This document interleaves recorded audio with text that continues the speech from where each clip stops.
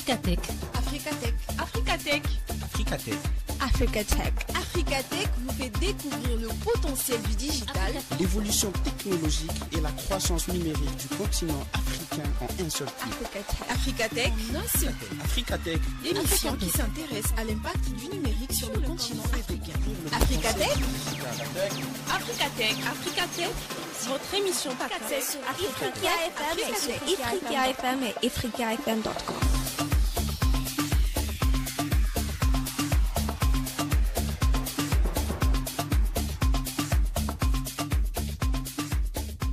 Bonjour à toutes et à tous et bienvenue sur Africatech, votre émission de technologie pour l'Afrique. Vous êtes une fois de plus sur les ondes de Ifriqiya FM et je suis Moïse Self en compagnie des invités, de mes chroniqueurs habituels. J'ai cité Alamine Mahamat qui vient du Cameroun. Bonjour Alamine. Et Raja Dignas du Congo-Brazzaville. Bonjour Raja. Et Janicia Matondi du Gabon. Bonjour Janicia. Bonjour Moïse, bonjour à tous. Alors aujourd'hui nous parlons d'une initiative qui pourrait bien transformer le paysage numérique de la Somalie. Le gouvernement somalien a récemment franchi une étape majeure en accordant une licence d'exploitation à Starlink, la filiale satellite de SpaceX. Alors le but, c'est d'étendre l'accès à Internet, notamment dans les zones rurales. Et cette décision intervient dans un contexte où le taux de pénétration Internet en Somalie est estimé à seulement 27%. Alors, le sujet, il est ouvert. Moi, j'aimerais d'abord savoir ce que vous pensez de cette initiative. Moi, j'aimerais dire que déjà, tu viens de citer tout à l'heure, par rapport au taux de connectivité qui est de 27% en Somalie. Donc, ça montre déjà à quel point la Somalie est un pays qui a vraiment des problèmes de connectivité, de problèmes en matière d'avancée technologique. Et avoir une telle avancée, c'est quand même un projet à quand même féliciter parce que c'est déjà bien que la Somalie pense à faire cela. La Somalie pense à accorder à Starlink cette licence-là qui permet d'exploiter les services de télécommunication. Voilà. Donc, c'est quand même un projet qui va être bénéfique en grande partie à la Somalie. À la Somalie, très bien. Oui. Oui, là, ce que je disais tout à l'heure, je crois que l'autorisation a déjà été, la licence a déjà été accordée, n'est-ce pas? Parce que les discussions ont commencé depuis, je pense, avril 2021, comme ça, ou 2023, je ne me rappelle pas. Mais aujourd'hui, 2025, on voit la licence a été accordée comme, je pense, c'est un troisième pays maintenant en Afrique, après le Nigeria, le Rwanda. L'Afrique du Sud, bon, ça n'a pas donné jusqu'aujourd'hui, mais la Somalie vient d'accepter. C'est un pas en avant pour Starlink, dans son objectif de conquérir, je peux dire, entre guillemets, l'Afrique, parce que dans sa liste, il avait prévu 21 pays africains, là où il va s'implanter, et c'est beaucoup. Et il a fait ses progrès déjà au Nigeria, on voit le Rwanda, on voit le Kenya aussi, et Mozambique, il est installé aussi, Malawi, il est là. Et aujourd'hui, c'est Somalie. Alors, avec un taux de pénétration de 27,6%, la présence de Starlink peut changer beaucoup de choses, vraiment beaucoup de choses. Alors, Alamine, dis-nous. Moi, je pense que c'est une très bonne initiative. Le mec qui est revenu sur moi, c'est pour dire qu'il y a beaucoup d'obstacles, il y a beaucoup de défis à relever pour pouvoir implanter ce système avec un pays où vraiment 27% c'est très petit. 27% c'est petit. Et bon, c'est une bonne initiative parce que pour combler le 27%, on utilise les satellites, donc je pense que ça peut marcher. Et déjà si je vais rebondir avec ce qu'Amine a dit, le mail, hein, comme tu dis, le mail a beaucoup d'obstacles. Je pense qu'on va aborder avec le temps, mais je peux l'introduire déjà du côté tarification. Ouais. Alors, nous allons revenir sur ce sujet juste après la minute décryptage, parce qu'Alamine a préparé une chronique dans laquelle il va nous expliquer plus en détail les avantages, les inconvénients et les défis à relever pour la Somalie dans ce partenariat avec Starlink. Donc on se dit à tout de suite. Africatech, la minute décryptage. La minute décryptage. Analyse et commentaires sur le digital. Africatech. Bonjour à tous, ici Mahamat Alamine pour la minute décryptage. Le but est de comprendre en détail l'arrivée de Starlink en Somalie, ses objectifs et les défis qu'elle devra relever. Dans un paysage numérique en pleine mutation, la Somalie se trouve confrontée à d'importants défis d'accessibilité et d'infrastructure. Entre des obstacles topographiques, forêts tropicales, déserts et montagnes, et un réseau mobile traditionnel difficilement étendu, le pays peine à offrir une connectivité stable et généralisée. C'est dans ce contexte que l'arrivée de Starlink, avec l'octroi d'une licence d'exploitation pour l'Autorité nationale des communications de Somalie, NCA, le 13 avril 2025, marque une étape déterminante pour l'avenir des télécommunications dans la région. La Somalie, caractérisée par une géographie complexe et des infrastructures souvent insuffisantes, voit son potentiel de développement freiné par l'accès limité au réseau mobile classique. En effet, dans de nombreuses zones rurales, la fracture numérique se creuse davantage chaque jour, affectant tant les opportunités économiques que l'accès à l'éducation et aux services de santé. Dans ce cadre, l'initiative de Starlink se présente comme une réponse innovante pour pallier ces insuffisances. En optant pour une solution par satellite adaptée aux terrains difficiles, le pays ouvre la voie à une connectivité plus étendue et plus fiable pour ces populations, en particulier celles isolées dans des grands centres urbains. L'arrivée de Starlink en Somalie repose sur plusieurs objectifs stratégiques, tous orientés vers la réduction de la fracture numérique et l'amélioration de la vie quotidienne des citoyens. En ciblant principalement les zones rurales où l'accès à Internet reste encore très limité, cette initiative vise à offrir aux populations isolées une ouverture vers le monde numérique. Grâce à une constellation de satellites en orbite basse, Starlink promet une stabilité et une qualité de service supérieure, même dans les environnements difficiles. Ces objectifs témoignent de l'ambition de transformer le pays numérique somalien et de créer des opportunités nouvelles pour les institutions et les citoyens. Le système proposé par Starlink en Somalie s'inscrit dans un modèle similaire à celui déployé déjà au Kenya. Le service repose sur un abonnement mensuel évalué autour de $50, auquel s'ajoute l'installation d'un kit spécifique permettant la réception du signal satellite. Toutefois, un enjeu majeur se pose immédiatement, l'accessibilité financière. Dans un pays où le revenu national brut mensuel pour habitant se situe aux alentours de $49, l'abonnement au service représente un investissement conséquent pour une grande partie de la population. Cette situation pose une question cruciale quant à la démocratisation de l'accès aux services. Comment offrir une technologie de pointe à un coût abordable pour l'ensemble de la population, tout en assurant la viabilité économique du projet? Les acteurs locaux, les opérateurs traditionnels et les institutions publiques devront collaborer pour envisager des mesures d'accompagnement telles que des subventions ou des offres tarifaires différenciées afin de pallier cet obstacle. L'introduction d'une solution technologique étrangère comme Starlink dans l'écosystème somalien, historiquement dominé par des opérateurs locaux, entraîne plusieurs défis. Il ne suffit pas d'installer les satellites pour que le service soit pleinement opérationnel.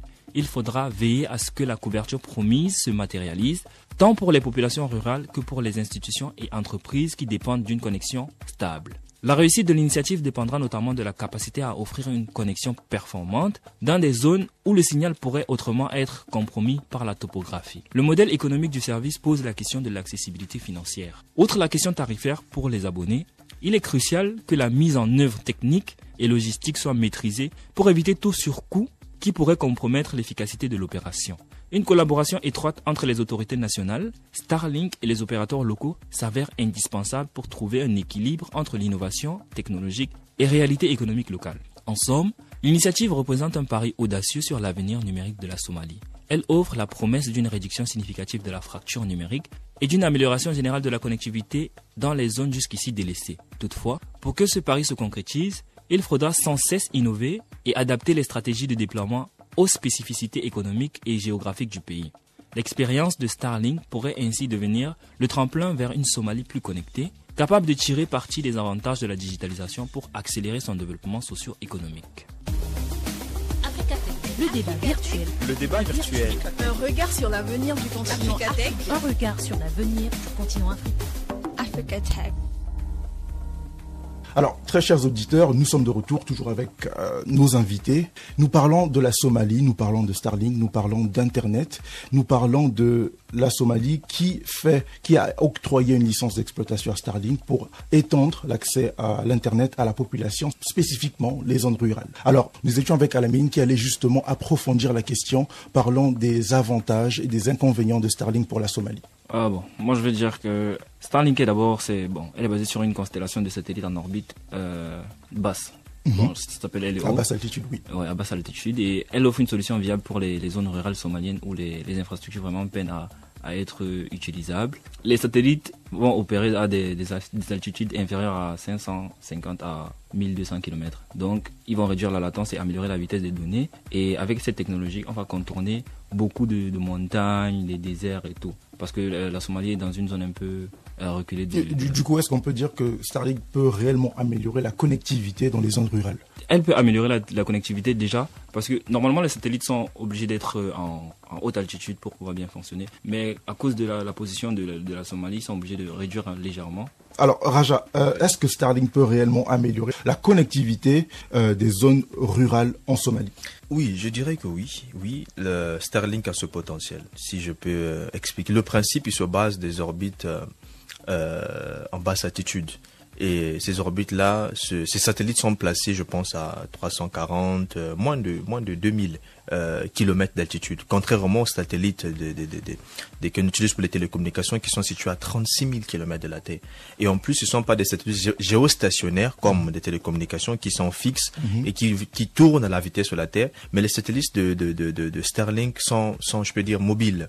Ils sont des satellites qui se déplacent à une vitesse très élevée, ce qui permet une connexion rapide avec des points de relais qui sont sur la Terre. Donc je crois qu'avec cette technologie-là, bien que tout le globe, aujourd'hui Starlink a près de 5000 satellites autour du globe, et il va encore évoluer, avec la présence de plusieurs satellites qui sont maintenables pendant 5 ans déjà, donc je crois qu'ils peuvent apporter, ils peuvent résoudre un problème rural. Et par rapport à ce que Raja est en train de dire, je crois que ces satellites-là vont aussi pouvoir contourner les défis les défis climatiques qui s'opposent souvent en Somalie, comme je sais pas, un tremblement de terre par exemple. C'est malgré que ces défis-là peuvent survenir, je crois que ces satellites-là vont toujours permettre que le pays soit connecté malgré tous ces défis qu'ils vont rencontrer. Très bien. Alors, on parle aujourd'hui de Starlink qui répond réellement à un problème, qui peut résoudre un problème, mais est-ce que Starlink s'adresse aux bonnes personnes? Je pense que ça, c'est une question qu'on peut se poser compte tenu du prix, du coût de l'utilisation de Starlink. Qu'est-ce que vous en pensez? C'est le même que je disais tout à l'heure quand j'ai renvoyé à Lamine, parce que je pense que je crois qu'il allait nous dire beaucoup de choses, qu'il va dire peut-être beaucoup de choses par la suite bientôt. Le prix déjà du kit, ça s'élève à près de $49. Et on voit le prix mensuel, l'abonnement mensuel, c'est $50. Alors que on voit le revenu annuel d'un habitant de Somalie, c'est moins que ça.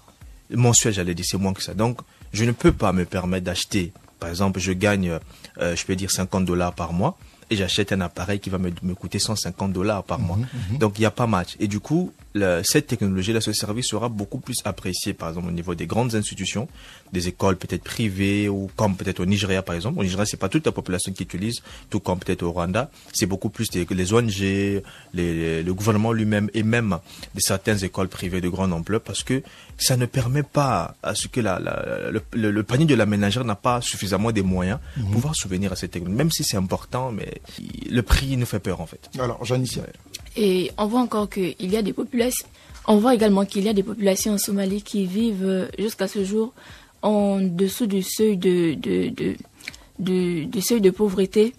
Donc, on peut dire 54% de la population qui vit en dessous du seuil de pauvreté.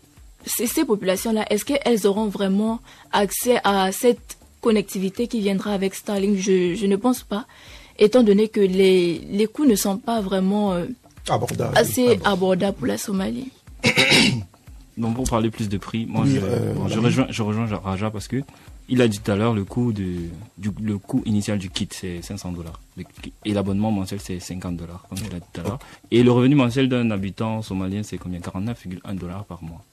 Donc s'il n'y a pas d'intervention étatique vraiment, ça sera très compliqué pour un personnel d'avoir un abonnement. Maintenant, à l'exemple du Kenya par exemple, le coût du kit Starlink a été mutualisé. Genre ça va réduire la charge individuelle de chaque personne. Donc c'est pas tout le monde qui va, même si c'est quelqu'un qui va l'acheter, l'État va subventionner une partie de l'argent. La même chose. Justement, je voulais justement qu'on puisse parler des solutions qui pouvaient être mises en place pour rendre ce service accessible à la population. Il y a l'abonnement communautaire.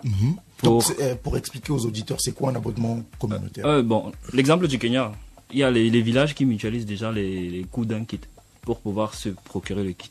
Genre ils vont cotiser entre eux et ils vont se le payer. Du coup, est-ce que ça fonctionne comme lorsqu'on partage le mot de passe de son Wi-Fi? Exactement. D'accord. Exactement. Et cette approche est plus par rapport les coopératives agricoles qui l'ont fait au Kenya. Mais il y a une autre solution, c'est la subvention ciblée. Par exemple, au Rwanda, les tarifs préférentiels ont été négociés par les institutions pour pouvoir à acquérir les kits de Starlink. Très bien. Il y a également les modèles de location. Genre, en Afrique du Sud, par exemple, Starlink envisage ça c'est sous réserve déjà, les offres de leasing pour les PME. Et aligné sur les besoins d'un marché où les revenus, déjà c'est à cause du revenu annuel qui est de $1 500 par an normalement. Donc grâce à cela, les PME peuvent demander à Starlink la location de leur kit. Très bien. Janicia? Je pense qu'il a déjà donné assez de points par rapport à cela. Donc on retient que il faut, pour que ce service puisse être accessible en Somalie, il faut nécessairement une aide externe. Qu'elle soit externe ou étatique. Raja? Je n'irai pas loin de ce qu'ils ont dit tout à l'heure, parce que pour moi, je trouve ça, excusez-moi du mot, un peu absurde que je paye quelque chose qui va au-delà de mon salaire. Donc, c'est une charge qui, déjà, si mon loyer, comme il est recommandé, que je peux payer au moins 40% de mon salaire. Je ne peux pas aller au-delà de ça. Pourquoi payer, par exemple, une charge qui est moins que mon loyer? Ça n'a pas de sens, en fait. Donc, moi, le seul problème que je peux souligner dans tout ça, c'est la souveraineté numérique de l'Afrique. Parce que, en voyant tout ça, Starlink, il vient révolutionner beaucoup de choses en Somalie. Il y a des entreprises de télécommunications qui sont là. La présence de Starlink peut aussi réduire la concurrence, parce qu'ils vont proposer un réseau beaucoup plus accessible, bien que c'est cher, mais avec le temps, peut-être les prix vont diminuer. Mais ma question, où sont traitées ces données des utilisateurs? Où sont stockées ces données? Très bien. Stockées. Les entreprises peuvent recevoir, mais ça part où? Ça part où à la fin? C'est ça le même problème. Avec les intelligences artificielles on utilise déjà partout là, on ne sait même pas d'abord où sont nos données. À l'étranger. Donc, c'est un réseau. Et voilà, c'est pas ça appartient pas à un État, c'est un individu. Elon Musk, c'est un individu, c'est pas. Voilà. Donc, en Afrique du Sud, qu'est-ce qui s'est passé, si je peux me permettre? Le gouvernement sud-africain a exigé à Elon Musk que 30% des marchés, 30% des parts de l'entreprise doivent revenir aux Sud-Africains défavorisés. C'est-à-dire, toute la part du marché ne va pas revenir à l'entreprise elle-même. Il faut que les Sud-Africains aient des droits dans cette entreprise, raison pour laquelle ils n'ont pas accepté. Mais en Afrique, dans d'autres pays, ils ont accepté, ce qui fait en sorte que il n'y a pas cette transparence. On est vulnérable en fait. Nos données les plus importantes, vont être exportées hors du pays, hors du continent. Et à des conditions qu'on ne peut même pas. On ne sait pas. Donc, c'est un individu, donc il est capable de mettre des et c'est du capitalisme. On veut des moyens, on veut faire du bénéfice. Donc. Et il fait bien de parler aussi des tarifs, parce que ça met quand même le pays dans une mauvaise position dans le cas où s'il y a des sensibilités au niveau des relations internationales, le pays pourrait être vulnérable aux décisions commerciales dont les tarifs, il y aura peut-être des conditions d'accès, de priorité des services qui mettront quand même la Somalie en mauvaise position. Quelle alternative ou stratégie locale pourrait se développer pour compléter ou pallier à ce modèle qu'on va dire externe? Bon, je vais prendre un exemple, par exemple au Cameroun, où Starlink s'associe au réseau de télécommunications local pour pouvoir... ils vont booster, c'est une façon de booster les réseaux locaux grâce à leurs satellites. Et là, c'est un peu... Moi, je dirais, c'est pas une emprise totale. C'est pas une emprise totale sur la technologie du pays. Tu viens juste compléter l'autre. D'accord. Tu viens compléter l'autre et avec certaines conditions. Parce que là, il ne vient plus en tant qu'individu. C'est vrai, il vient en tant qu'individu Starlink, mais il s'associe à Orange, il s'associe à MTN. Et il y a des clauses qu'il ne peut pas violer. Tout à fait. Pourtant, quand lui, il vient tout seul, ce sont ses clauses à lui. C'est lui qui a le mot. C'est lui qui a le monopole, on peut dire comme ça. Donc s'il dit on fait ci, on fait ça. Si on dit on fait ça, si vous ne pouvez pas, vous laissez. On bloque et on paye le prix, quoi. Exactement. Raja? Je n'irai pas loin. J'ai beaucoup d'interrogations dans ma tête. Et ce qui me permet de pouvoir éveiller la conscience des Africains que nous sommes, qu'il est temps aussi de pouvoir ne plus trop être consommateur, mais qu'on doit innover. Il y en a des entreprises africaines qui peuvent s'élever et fournir des solutions de technologie, les solutions, des réponses efficaces en matière de télécommunication en Afrique. On a ces entreprises-là. Il suffit juste d'une volonté et d'une décision pertinente et effective pour pouvoir voir ces réseaux s'étendre même sur tout le continent. C'est tout à fait possible. Allez, Janicia, peut-être un dernier mot pour la fin. Comme dernier mot, je me dis que c'est quand même un partenariat qui a pris 2 années de réflexion, et 2 années, c'est pas rien. Et on espère que dans ces 2 années-là, la Somalie a su prendre la bonne décision en analysant toutes les questions qui pouvaient se poser. Et donc, par rapport à cela, on espère vraiment que, par rapport à ces questions, on espère que la Somalie a vraiment la capacité de pouvoir aller jusqu'au bout avec ce partenariat, qu'on n'observe pas seulement des bienfaits à court terme, mais qu'on puisse voir des avancées à long terme qui ne mettent pas la Somalie en mauvaise position.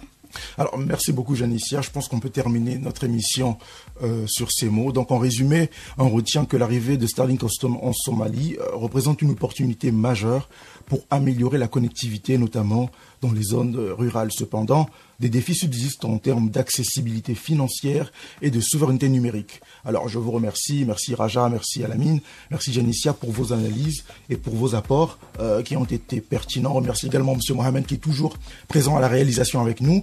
Et vous, chers auditeurs, vous pouvez retrouver cet épisode disponible sur notre plateforme, sur le site web de Ifriqiya FM. Entre-temps, on se dit à la semaine prochaine. Au revoir.